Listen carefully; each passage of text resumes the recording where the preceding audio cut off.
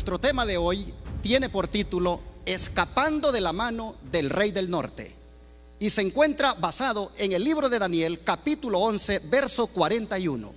La palabra de Dios dice: entrará a la tierra gloriosa, y muchas provincias caerán, mas éstas escaparán de su mano, Edom y Moab, y la mayoría de los hijos de Amón.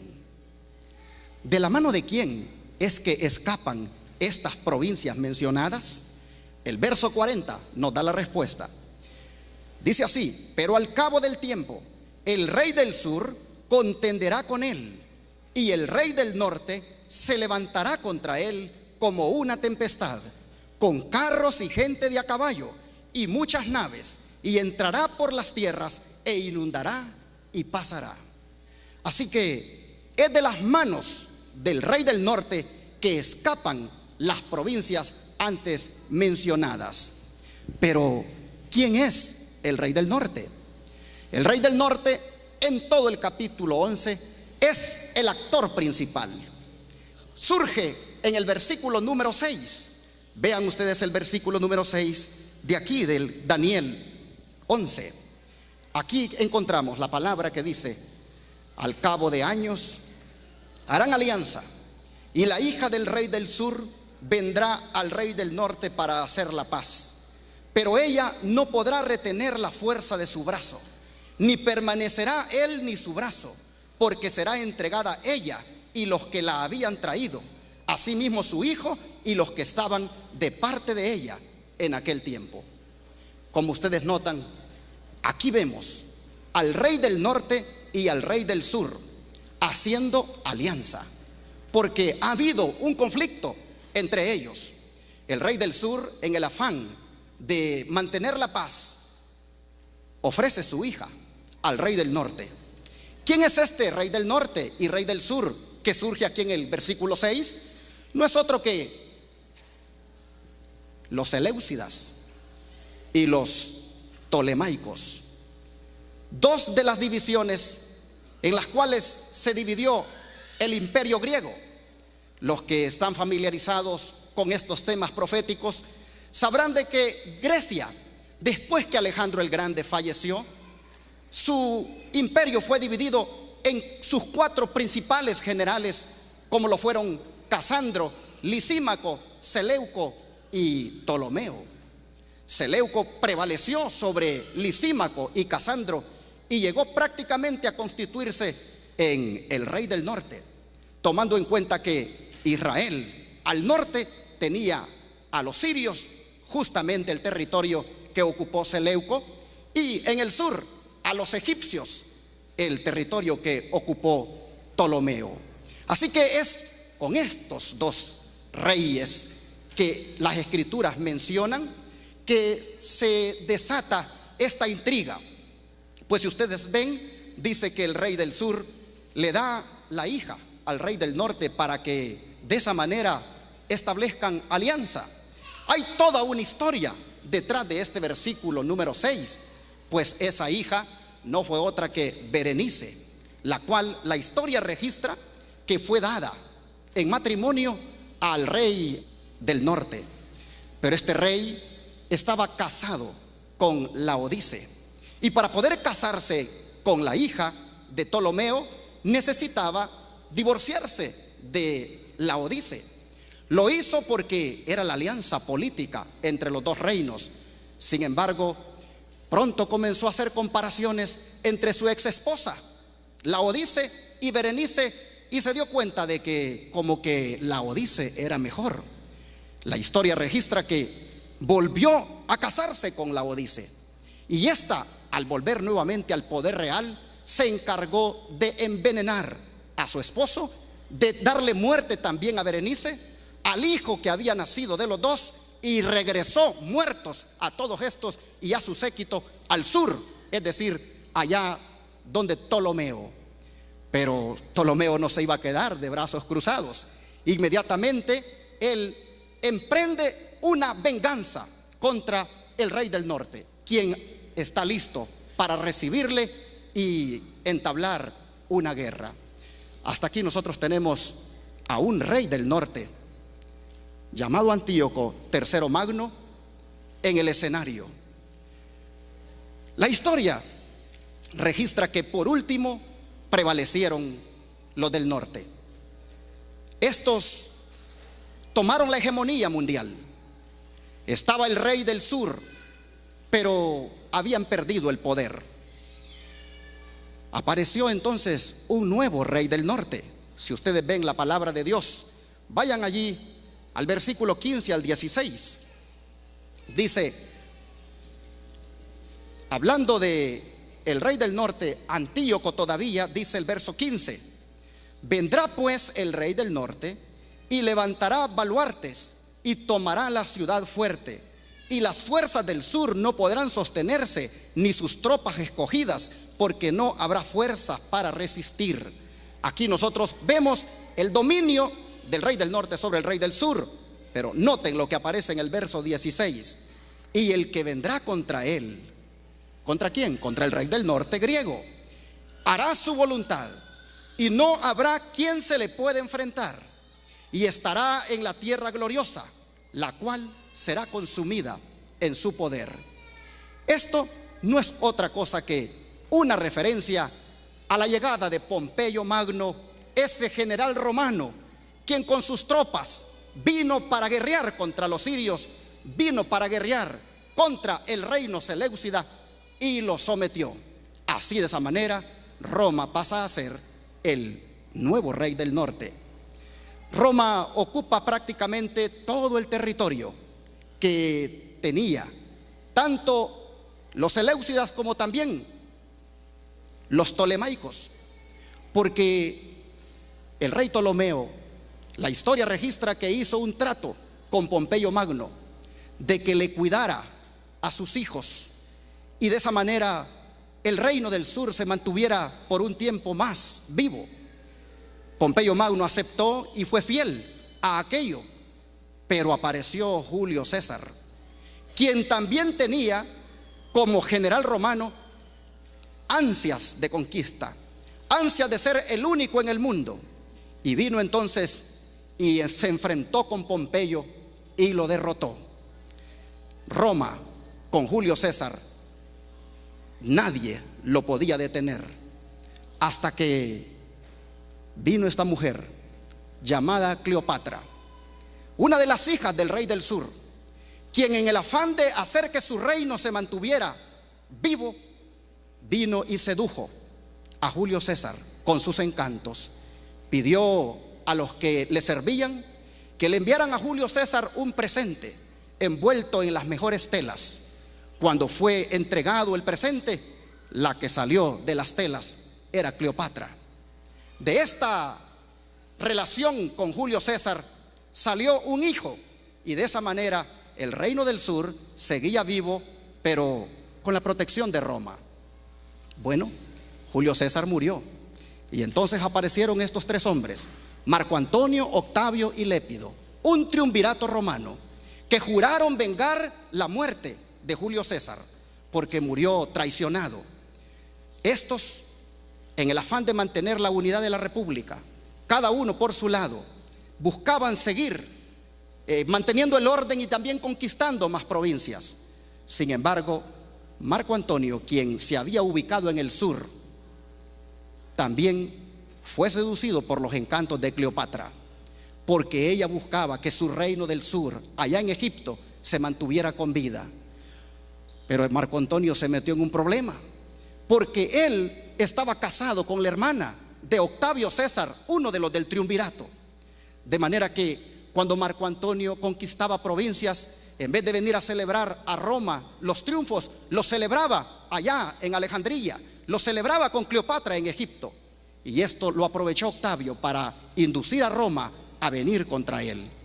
Un día se apareció Octavio con todo su ejército, con todas sus naves, y vino para combatir a Marco Antonio. La historia registra que Marco Antonio también se hizo presente en el mar con todas sus naves. Cleopatra igualmente asistió a la guerra con sus naves, pero en lo mejor de la guerra, Cleopatra tuvo miedo y dice que se regresó con sus naves. Cuando Marco Antonio miró que su amor se le iba, fue tras ella Y fue entonces cuando Octavio aprovechó y venció al ejército de Marco Antonio. Y cuando Marco Antonio supo que su vida estaba en riesgo, prefirió suicidarse él mismo. Cuando Cleopatra supo que ahora Octavio iba a ser el hombre que iba a gobernar el mundo, en el afán de preservar su reino del sur, igualmente quiso seducirlo con sus encantos. Pero Octavio no se dejó seducir. Más bien preparó el desfile que haría por las calles de Roma, llevando a todos sus trofeos conquistados, es decir, a los prisioneros. Cuando Cleopatra supo la suerte que tendría, prefirió pedir una serpiente para que ésta le mordiera y morir. Prefería morir en Egipto antes que ser introducida como trofeo por las calles de Roma. Nosotros vemos aquí entonces a este rey del norte llamado Roma, que toma la hegemonía mundial. Hermanos, un día uno de los emperadores romanos, llamado Constantino el Grande, se le ocurrió trasladar la capital de su imperio al oriente. Fundó una ciudad y le puso en honor a él Constantinopla. Pero ya allí el imperio comenzaba a debilitarse. La debilidad llegó más allá cuando las tribus bárbaras llegaron para invadir el imperio. Y las escrituras dicen algo con respecto a ese imperio romano en el versículo número 30. Vean lo que dice, 30 y 31. Hablando de este rey del norte romano, ahora dice: porque vendrán contra él naves de Quitín, y él se contristará y volverá, y se enojará contra el pacto santo, y hará según su voluntad. Volverá pues y se entenderá con los que abandonen el santo pacto. Y se levantarán de su parte tropas que profanarán el santuario y la fortaleza, y quitarán el continuo sacrificio y pondrán la abominación desoladora.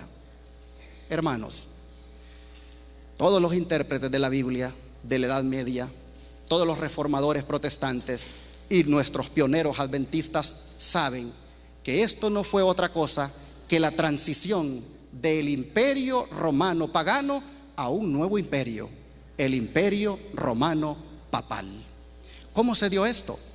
Bueno, las naves de Quitín que son mencionadas aquí fueron los vándalos, que allí por el Mediterráneo llegaron para inquietar a Roma, y allí los enfrentaron también los ejércitos romanos, pero sufrieron una gran derrota, de tal manera que dice aquí que se contristó y se regresó. Salió derrotado, pero se enojó el imperio romano. ¿Cómo se enojó? Contra el pacto santo. La manera de cómo se ha llegado a entender estas palabras es porque Constantino, para este entonces, decide hacerse cristiano, entre comillas, sin dejar su título de máximo pontífice, porque es al mismo tiempo el sacerdote del paganismo. Sin embargo, busca hacer del cristianismo la religión oficial del imperio. Y una vez adentro, pues trata muy bien al obispo de Roma.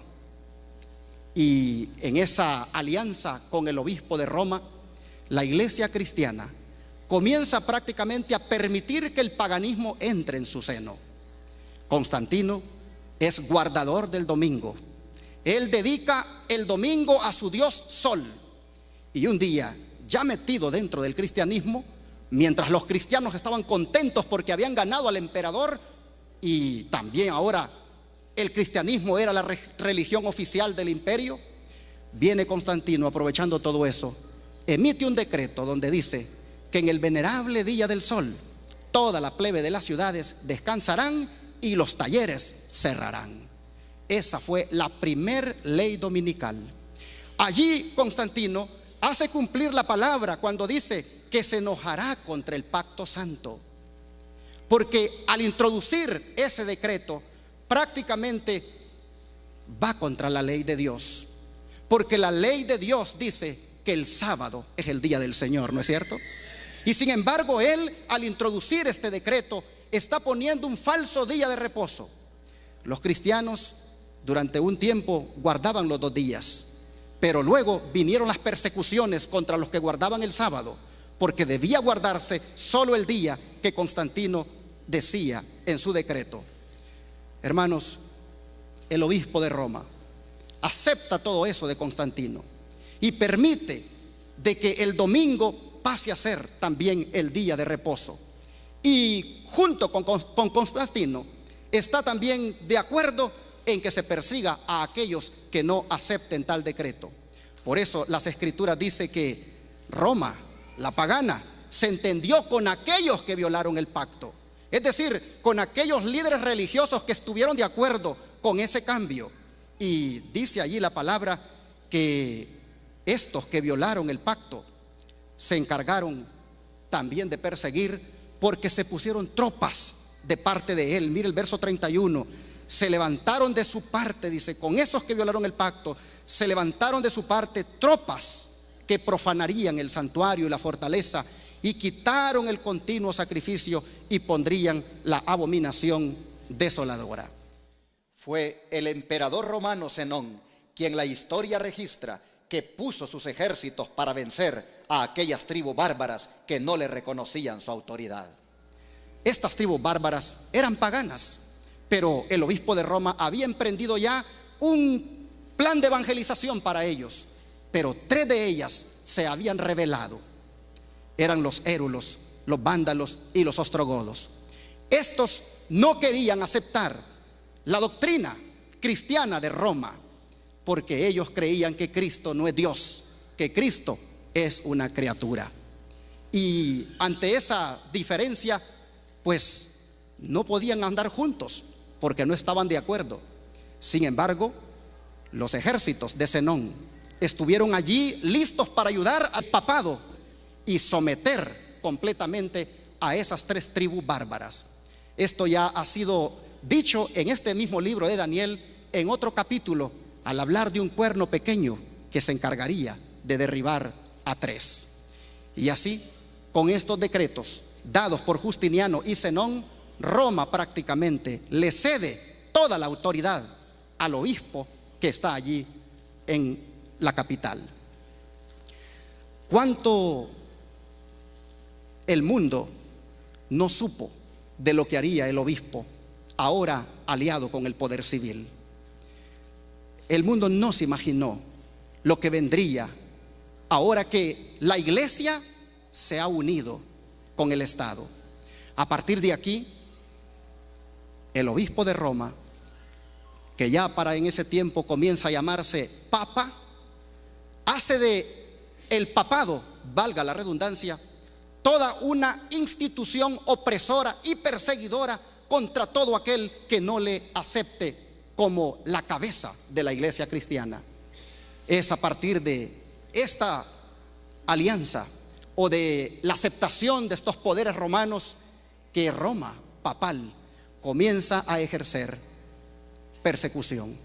Volúmenes enteros se han escrito de todo lo que ocurrió en la Edad Media, del año 538 a 1798, como miles y miles de cristianos fueron llevados a la hoguera solo porque no aceptaban la autoridad romana. Pero las escrituras decían que esto se terminaría, y en el año de 1798, cuando terminó el periodo de supremacía papal, vean ustedes lo que dice el verso 40.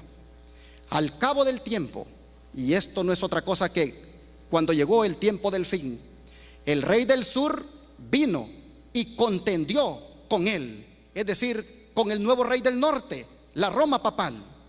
Y entonces dice, el rey del norte se levantó contra él, contra el rey del sur, como una tempestad, con carros y gente de a caballo y muchas naves, y entró por las tierras e inundó. Esto, hermanos, se vio ejemplificado cuando en ese año 1798 Napoleón Bonaparte envió a su general francés Berthier a arrestar al Papa Pío VI y lo llevara a Francia, y allí murió. Para que Francia haga esto es porque Francia ha decidido rebelarse contra todo lo que tiene que ver con Dios y aún con el Papa, que se supone es el líder de la iglesia cristiana para ese tiempo. La historia registra que Francia, en el año de 1793, su asamblea constituyente tomó un voto de que Dios no existe y que no quería más cosas relacionadas con el evangelio. La gente, los ciudadanos de Francia celebraron aquello y muchas Biblias fueron quemadas, y ahí se cumplió aquello que Apocalipsis registra de 2 testigos que testificarían vestidos de luto, para dar a entender que el Antiguo y el Nuevo Testamento fueron rechazados en Francia. Se prefirió más el racionalismo que las cosas que tenían que ver con Cristo, y fue así entonces como en Francia surge el ateísmo. Dice la mensajera del Señor que todas estas cosas que hemos visto hasta aquí del capítulo 11, y especialmente en 1798 con la prisión de la cual fue objeto el Papa, la sierva del Señor dice lo siguiente: el tiempo de angustia, que irá en aumento hasta el fin, está a las puertas. No tenemos tiempo que perder. El mundo está agitado con el espíritu de guerra. Las profecías del capítulo 11 de Daniel casi han alcanzado su cumplimiento final. Así fue escrito en la revista Review and Herald del 24 de noviembre de 1904. Esta sierva para entonces decía: ya se han cumplido casi todas las profecías del capítulo 11 de Daniel. Nosotros hemos mirado, hermanos, que en este arresto que hace Francia contra el Papa, nosotros vemos aquí el surgimiento del ateísmo. Sin embargo, después del ateísmo surge el comunismo y surge esa Unión Soviética de muchos países que heredan del ateísmo su filosofía comunista, y todos estos, tanto el ateísmo como el comunismo, pasan a ser enemigos de la Iglesia Católica Romana, con su cabeza al frente el papado. Lo que pasó esa vez en 1798, las escrituras decían que eso era una herida de muerte que recibiría la bestia, pero al mismo tiempo que iba a ser sanada esa herida de muerte. Y creo que muchos estamos familiarizados con lo que ocurrió después, cómo la Iglesia Católica Romana, con su líder el Papa, se comienza a levantar con su herida de muerte completamente sanada, y aliado con los Estados Unidos, vence ahora al ateísmo, pero sobre todo al comunismo. Si ustedes ven el verso 40, dice que el rey del sur contendió con él, pero el rey del norte se levantó contra él como una tempestad, con carros y gente de a caballo y muchas naves, y que entró por las tierras, inundó y pasó.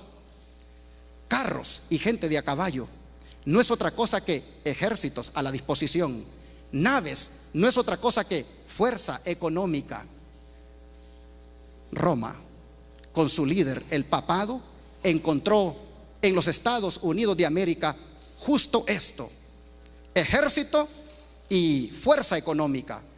Sin embargo, ni un disparo fue hecho para que el comunismo cayera, pero con la fuerza económica de los Estados Unidos cayó el comunismo, el muro de Berlín, y las revistas de noticias y los periódicos comenzaron a presentar aquello como una santa alianza entre los Estados Unidos y el Vaticano, y que habían logrado con eso derribar el comunismo.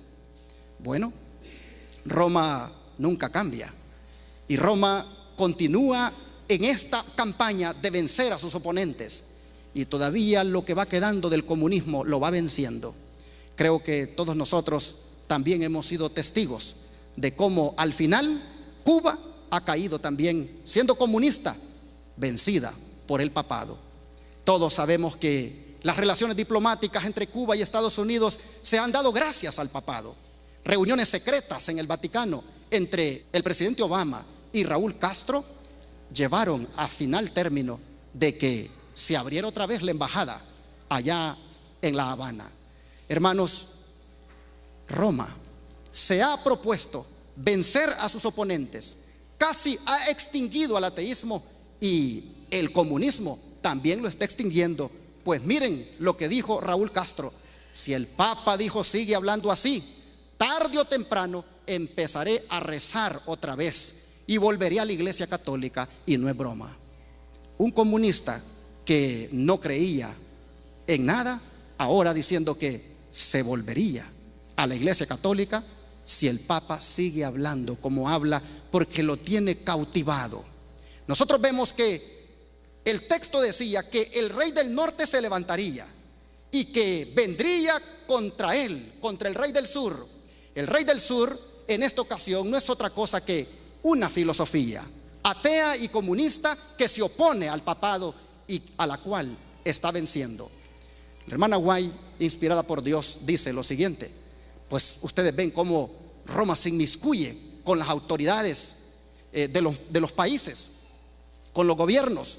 Dice la mensajera del Señor: la Iglesia Católica Romana, con todas sus ramificaciones en el mundo entero, forma una vasta organización dirigida por la sede papal y está destinada a servir a los intereses de esta.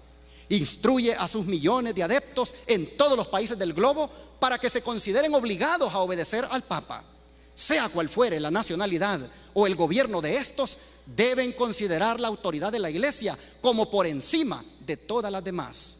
Aunque juren fidelidad al Estado, siempre quedará en el fondo el voto de obediencia a Roma, que los absuelve de toda promesa contraria a los intereses de ella.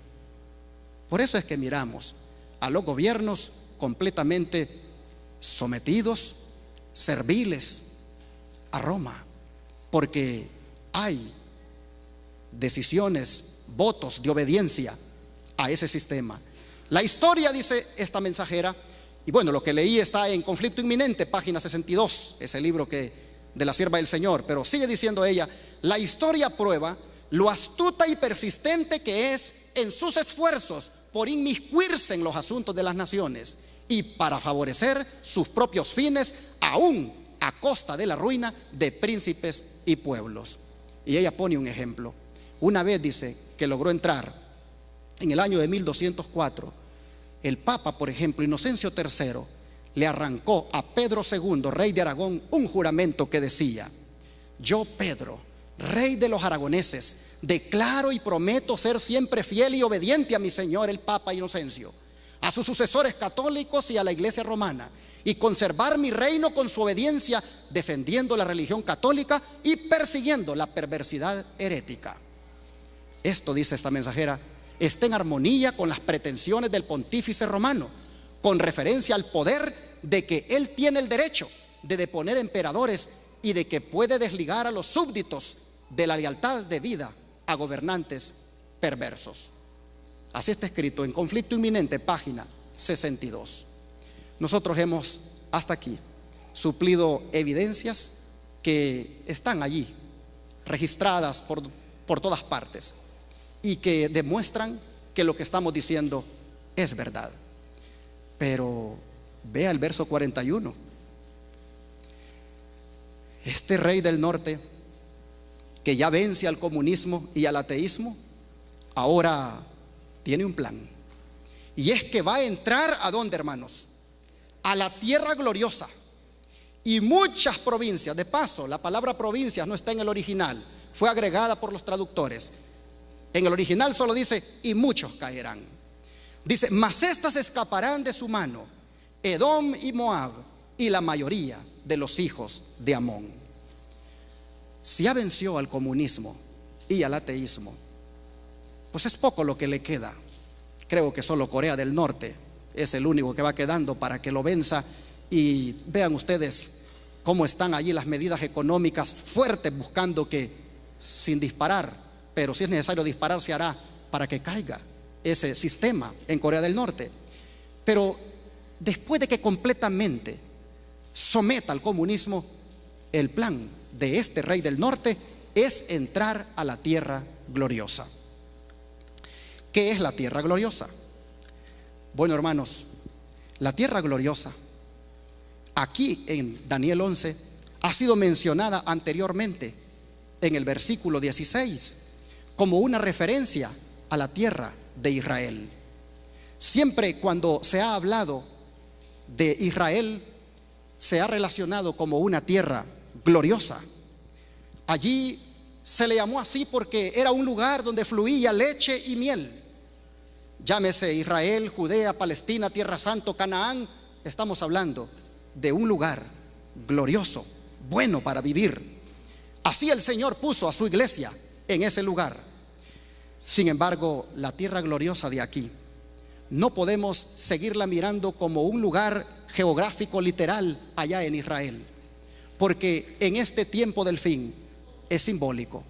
Así como el Israel literal no es más el pueblo verdadero de Dios, sino el Israel espiritual, igualmente la tierra gloriosa debe ser vista como algo espiritual, como algo simbólico. Y si ha habido una tierra gloriosa que ha servido de refugio, que ha servido de oasis para una iglesia perseguida, ha sido los Estados Unidos de América. Así como Dios proporcionó una tierra buena, gloriosa al Israel antiguo llamada Canaán, Dios también proveyó para su iglesia una tierra gloriosa a este Israel moderno llamada los Estados Unidos. Pues sinónimo de tierra gloriosa son tierra buena, tierra prominente, tierra espléndida, tierra llamativa, tierra bella. Y eso fue justamente los Estados Unidos de América cuando recibió a los primeros peregrinos que venían perseguidos de Europa por este sistema papal. Bueno, está escrito en la Biblia que así sería.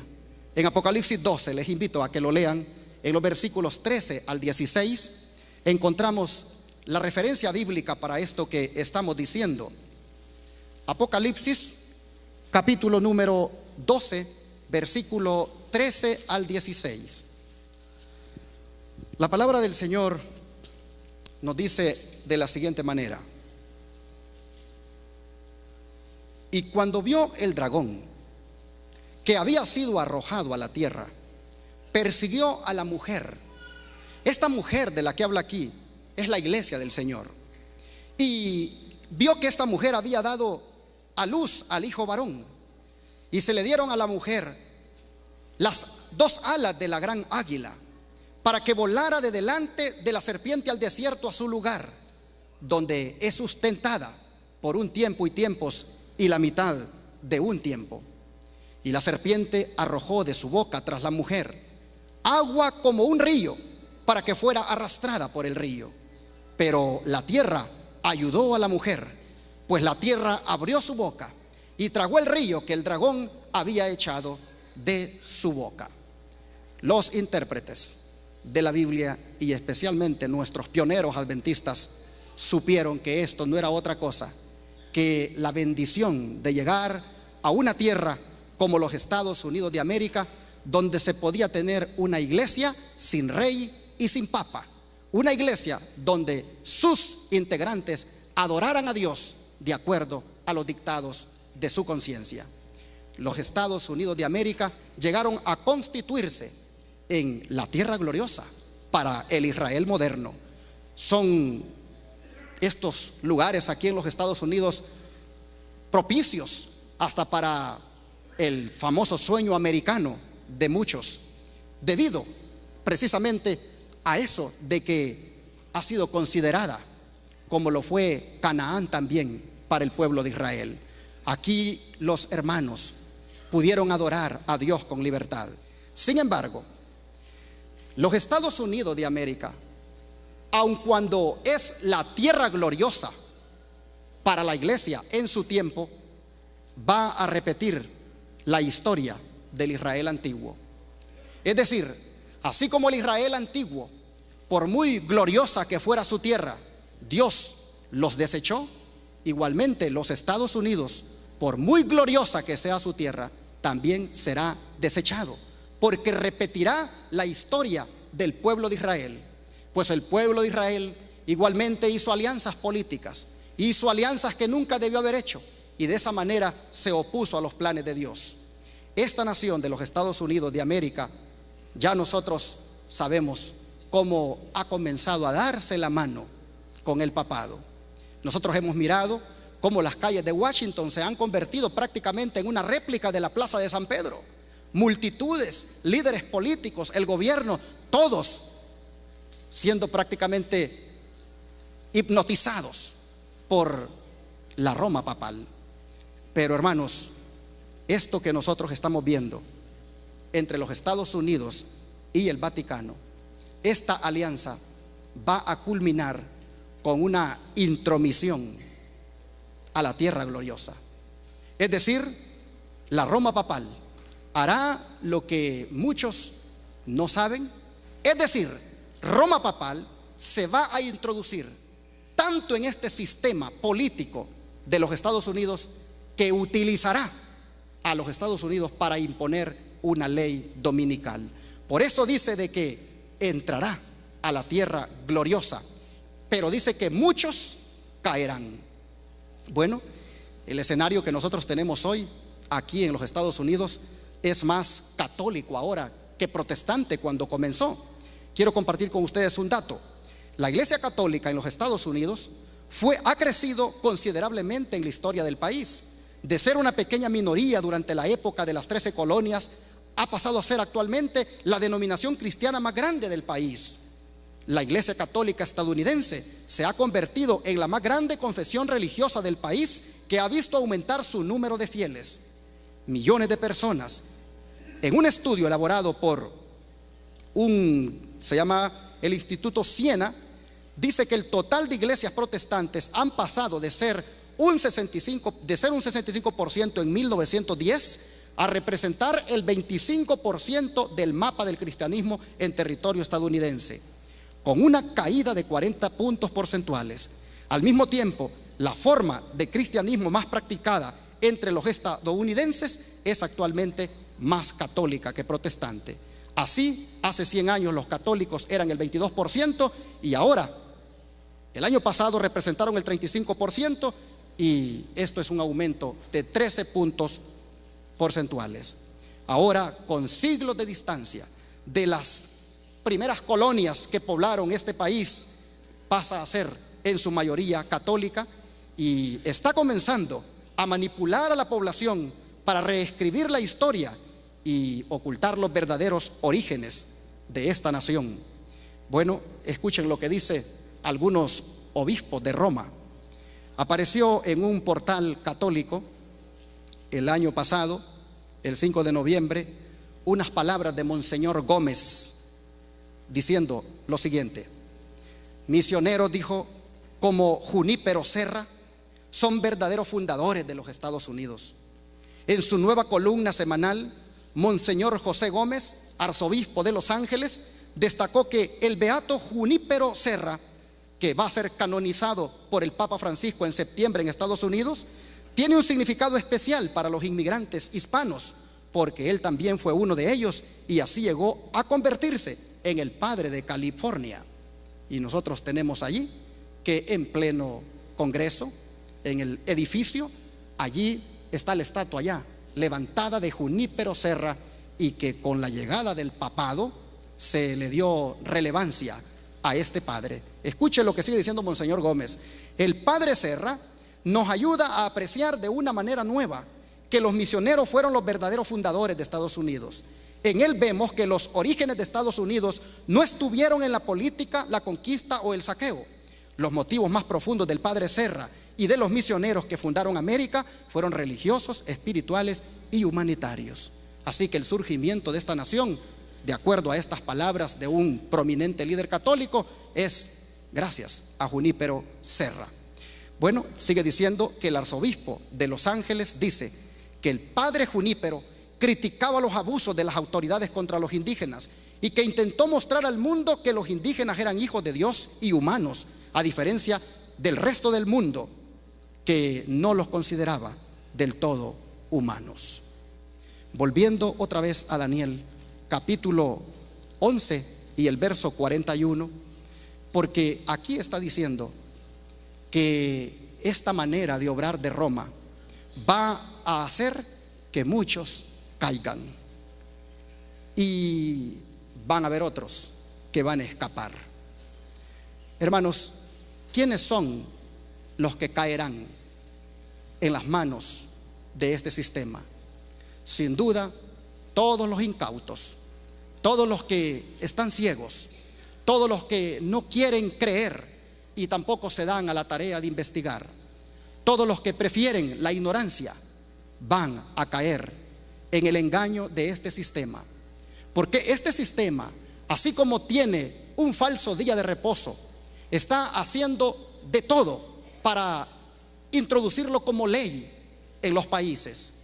Y nosotros los adventistas, por la inspiración que llegó a través de la sierva del Señor, Elena White, sabemos que será en este país donde el rey del norte, el papado, entrará como tierra gloriosa que es este país para implementar la ley dominical.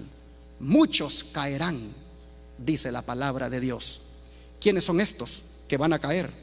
Sin duda son aquellos que cuando venga la prueba más dura, entre que para comprar y vender tienes que tener la marca de la bestia, sin duda preferirán la marca de la bestia para poder seguir haciendo su economía. Hermanos, nosotros debemos estrechar nuestra relación con el Señor ahora más que nunca, fuertemente con Él, porque cuando llegue ese momento que tengamos que decidir entre el sello de Dios y la marca de la bestia, prefiramos el sello de Dios. El simbolismo de la mano, este simbolismo de la mano, hermanos, no es otra cosa que tenerlos bajo su control. Ya nosotros hemos mirado cómo políticamente la Roma papal tiene de la mano a muchas naciones, y aquí, donde era un país protestante, igualmente tiene de la mano a los presidentes, igualmente a los políticos. Bueno, lo que hacía falta es que un candidato con formación jesuita ahora esté también allí para vicepresidente, ya indicándonos con eso hasta dónde ha llegado esta participación de Roma papal. Hay algo que Roma tiene, y es que siempre repite la manera de actuar. Cuando surgió la Roma pagana, para establecerse requirió de vencer al rey del norte griego, y también requirió de vencer completamente al reino del sur. Pero también en aquel tiempo entró a la tierra gloriosa de Israel y también la sometió. 3 naciones la sometió.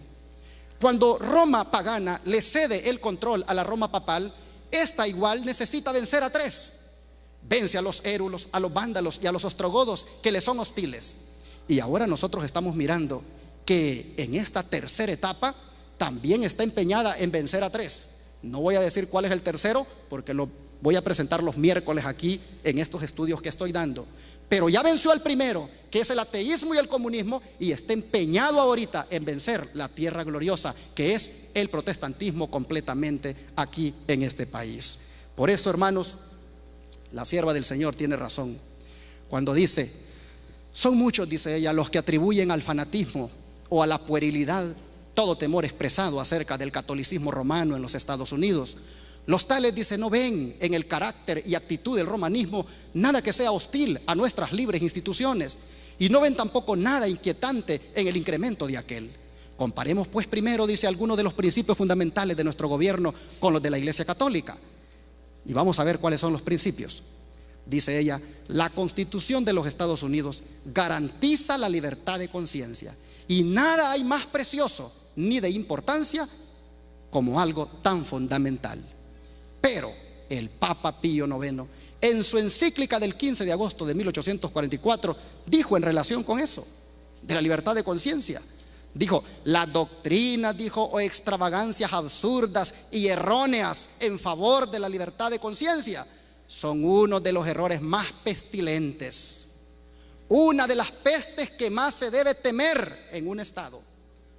Como ven, dice la sierva, el mismo Papa, en su encíclica del 8 de diciembre de 1844, anatematizó a los que sostienen la libertad de conciencia y de cultos, como también ¿a cuántos aseveren que la iglesia no puede emplear la fuerza?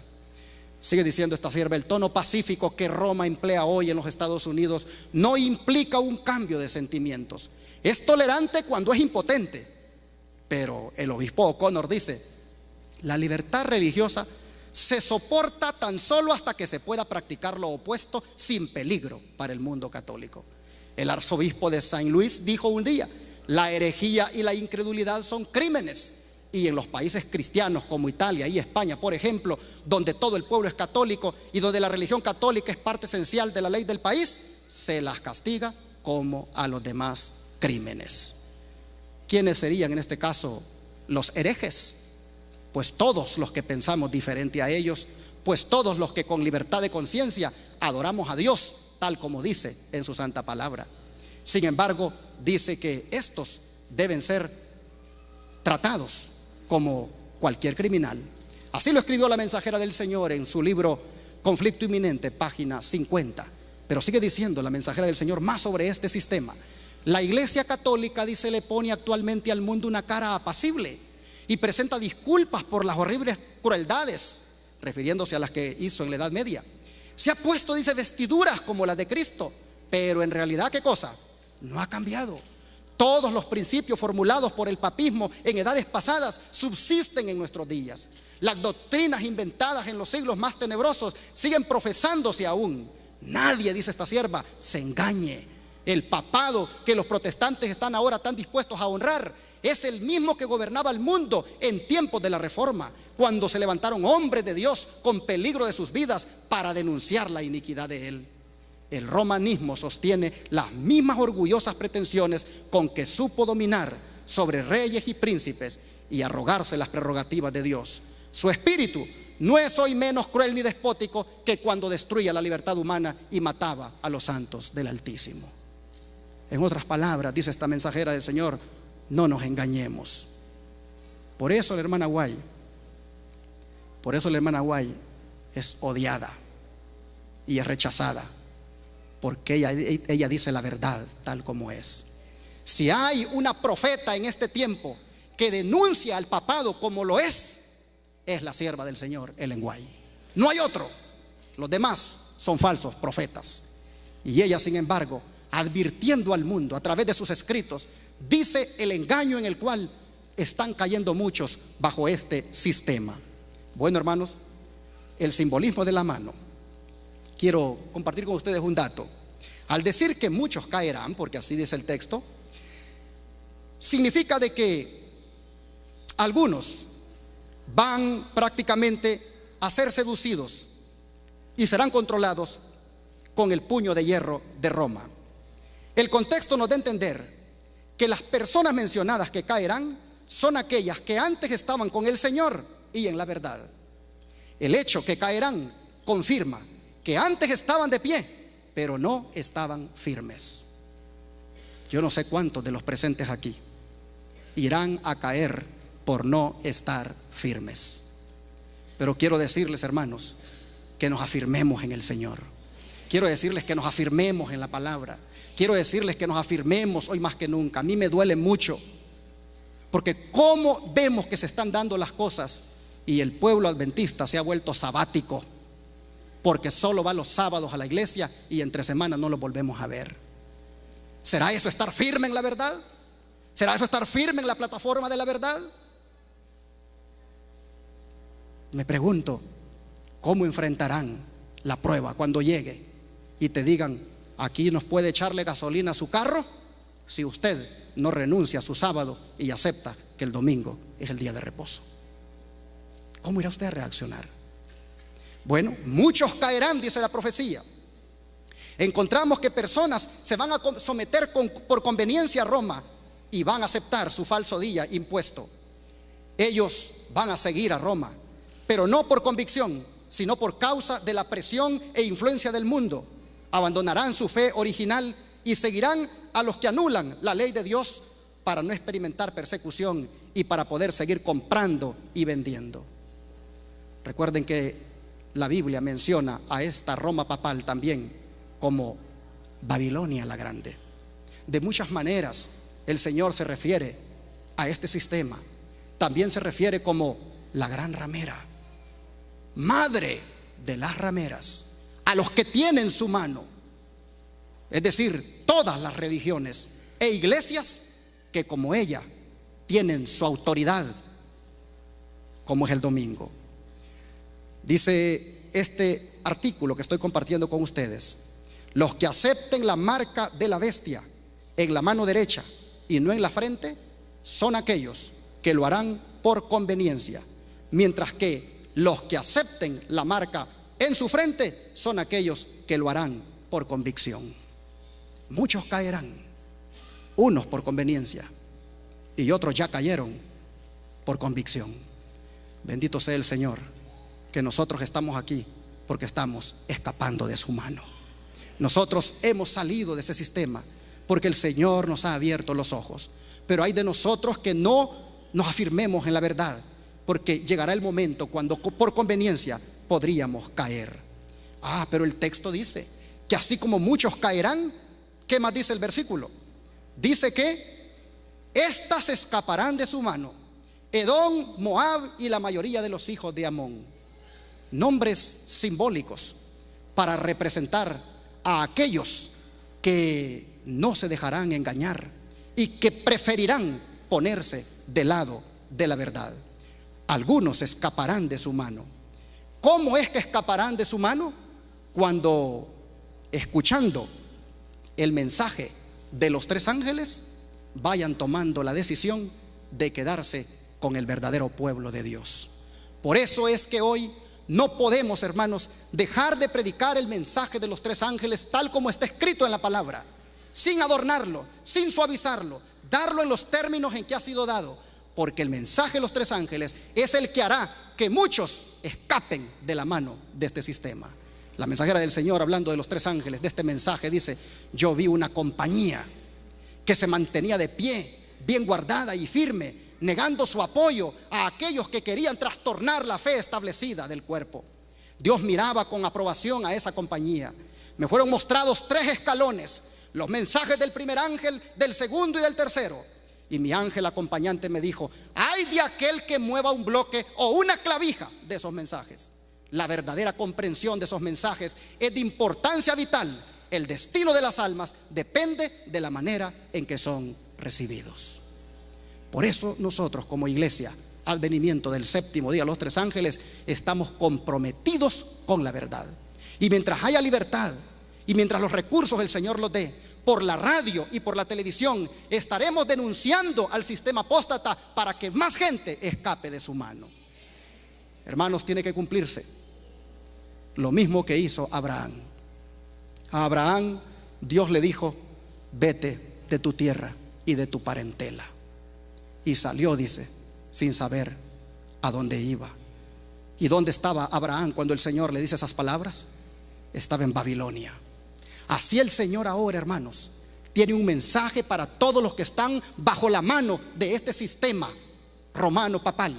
El mensaje está allí en Apocalipsis 18. Vamos a buscar Apocalipsis 18, porque los que no caerán son estos que escuchen este mensaje. Apocalipsis 18 dice así, 1 al 4: después de esto vi a otro ángel descender del cielo con gran poder, y la tierra fue alumbrada con su gloria, y clamó con voz potente diciendo: ha caído la gran Babilonia, y se ha hecho habitación de demonios y guarida de todo espíritu inmundo, y albergue de toda ave inmunda y aborrecible. Porque todas las naciones han bebido del vino del furor de su fornicación, y los reyes de la tierra han fornicado con ella, y los mercaderes de la tierra se han enriquecido de la potencia de sus deleites. Y oí otra voz del cielo que decía: salid de ella, pueblo mío, para que no seáis partícipes de sus pecados, ni recibáis parte de sus plagas. Hermanos, ¿a quiénes ha levantado Dios para que le diga al mundo que salga de Babilonia? ¿A quiénes? El Señor, hermanos, nos ha levantado a nosotros para dar este mensaje. En el Israel moderno, llámese Iglesia Adventista organizada, se mantienen algunas personas comprometidas con que este mensaje se debe dar, y que el mensaje de los tres ángeles se tiene que predicar sin mover ni una clavija, sin mover ni un escalón, como dijo la sierva del Señor. Pero hay, por otro lado, dentro del mismo Israel moderno, una presión por suavizar ese mensaje, por mover esas clavijas, por quitar esos escalones. Y Roma ha mirado a la Iglesia Adventista organizada como un potencial amigo, y ha invitado delegados de la Iglesia Adventista organizada para que vayan a tener reuniones allá en Roma. Creo que de todos es sabido, porque en el internet está uno de los delegados cómo explica el hotel donde los pusieron y cómo los trataron. También han venido de allá, del Vaticano, a tener reuniones aquí. Esto es muy peligroso hacerlo, porque andarán dos juntos si no están de acuerdo. Dios quiera que no pasen de allí, pero en algunos lugares, como en Europa, ya han habido acuerdos por parte de la Iglesia Adventista organizada de no estar llamando al papado con los nombres que la Biblia lo menciona, y que inclusive no se predique este mensaje tan contundente como el de los tres ángeles. Hay inclusive pastores en las iglesias que han dicho: yo no quiero aquí nada de profecías bíblicas, yo no quiero nada aquí que se hable de bestias, porque las bestias no salvan, el único que salva es Cristo. Pero detrás de esas palabras se esconde no dar la amonestación, no dar el último mensaje de misericordia al mundo. ¿Será por eso que Dios se está proveyendo de iglesias como estas, libres de la organización, para que solamente leales a Dios prediquen el mensaje verdadero? He allí, hermanos, he allí la razón por la cual no me quito de mi mente de que la radio y la televisión deben seguir para que le digan al mundo la verdad, y todos los que puedan salgan de la mano. Yo quisiera animar a esta iglesia a que no deje de dar sus diezmos y ofrendas. A veces me aflijo cuando veo que el dinero es poquito, cuando veo que solo hay para 2 meses, y yo digo: ojalá los hermanos no vayan a caer en esta ingratitud de faltar de dar los recursos de Dios y que ya no se amoneste al mundo. Pero mientras Dios esté al control de esta iglesia, y mientras Dios esté al control de la libertad religiosa, este mensaje se seguirá proclamando. La mensajera del Señor nos ha puesto a nosotros, hermanos, con una gran responsabilidad. Vea lo que dice aquí ella con respecto a esto del capítulo 18 que acabamos de leer. El capítulo 18 del Apocalipsis indica el tiempo en que, por haber rechazado la triple amonestación de Apocalipsis 14, 16 al 12, la iglesia alcanzará el estado predicho por el segundo ángel. Y el pueblo de Dios que se encontraría aún en Babilonia será llamado a separarse de la comunión de esta. Este mensaje será el último que se dé al mundo y cumplirá su obra. Cuando los que no creen a la verdad, sino que se complacen en la injusticia, sean dejados para sufrir tremendo desengaño y para que crean a la mentira, entonces la luz de la verdad brillará sobre todos aquellos cuyos corazones estén abiertos para recibirla, y todos los hijos del Señor que quedaren en Babilonia oirán el llamamiento: salid de ella, pueblo mío. Hermanos, yo quisiera terminar aquí diciéndoles que estos muchos que escaparán de su mano, simbolizado por estas naciones que han sido mencionadas, sean inclusive aquellos que todavía están considerando si realmente este es o no el pueblo de Dios. Es mi deseo que, escuchando la voz de Dios, salgan de allí. Ustedes son pueblo del Señor. Hago un llamado, no sé cuántos me estén oyendo por la radio, no sé cuántos me estén mirando por la televisión, pero hago un llamado a mis hermanos católicos. Amamos a los hermanos católicos, ¿no es cierto, hermanos? Amamos a los hermanos católicos. Lo que estamos diciendo aquí es que su liderazgo, su sistema papal, es un sistema que no es aprobado por Dios por todo lo que ha hecho. Pero a ustedes, hermanos católicos, los amamos con todo el corazón. Y les decimos que al igual que este servidor, siendo catequista, abrió los ojos y salió de allí, les decimos: salgan ustedes también y vengan a formar parte del pueblo remanente. También decimos a los hermanos metodistas, a los hermanos bautistas, a los hermanos pentecostales que todavía siguen con la creencia de que el domingo es el día del Señor, les decimos: quítense esa autoridad romana sobre ustedes y agarren la autoridad de Dios, que es el santo sábado como día de reposo. Estamos aquí para proclamar al mundo que esto se termina, pero que antes que se termine, ustedes deben buscar el verdadero pueblo del Señor. Y quiero también decirle a los que están en esta congregación hoy, que si todavía tienen cosas de Babilonia en ustedes, todavía comen como comían en Babilonia, todavía se divierten como se divertían en Babilonia, todavía tienen fiestas como las que tenían en Babilonia, quiero decirles que también ustedes salgan de allí. Fiestas como la Navidad, fiestas como el Día de la Madre, que no es otra cosa que un disfraz del Día de la Virgen, fiestas como Easter y tantas más que ha introducido este sistema. Aquellos que dentro de este pueblo todavía sigan acariciándolas deben salir de allí. Mi deseo y oración ahora, hermanos, es de que cerremos este mensaje con las palabras que están escritas en Isaías 8, 20 al 23. Isaías 8, versículos 20 al 23.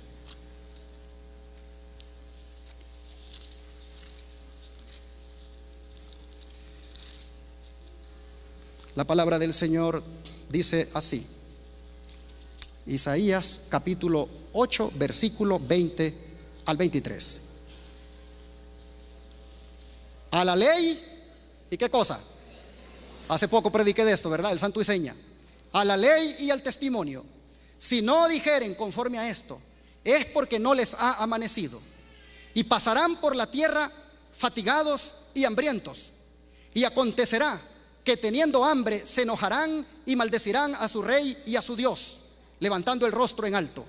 Y mirarán a la tierra, y he aquí tribulación y tinieblas, oscuridad y angustia, y serán sumidos en las tinieblas. Pero mientras eso sucede, nosotros estaremos siempre a la ley y al testimonio. Pregunto en esta mañana: ¿cuántos quisieran de los presentes, habiendo salido o todavía estando bajo las manos de este sistema papal, cuántos quisieran salir completamente de sus manos y venir a parar a las manos de Cristo Jesús?